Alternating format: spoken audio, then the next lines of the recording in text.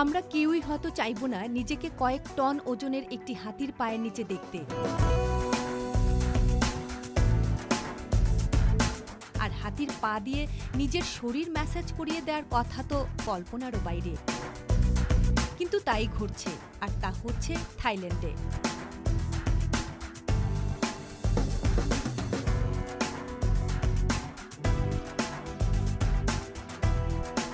কিন্তু সাদা হাতির দেশ নামে খ্যাত থাইল্যান্ডের বিভিন্ন পর্যটন কেন্দ্রে পর্যটকদের আনন্দদানে ও ভিন্ন অভিজ্ঞতা দেওয়ার জন্য এমনই অদ্ভুত ব্যবস্থা রয়েছে।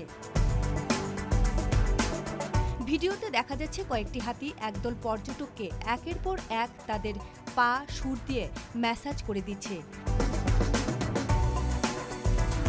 এছাড়াও থাইল্যান্ডের সমুদ্র সৈকতেও রয়েছে এই বিশেষ হাতির ম্যাসাজ। সমুদ্র সৈকতে শুয়ে শুয়ে হাতির ম্যাসাজ ব্যাপারটা কিন্তু মন্দ নয়, কি বলেন?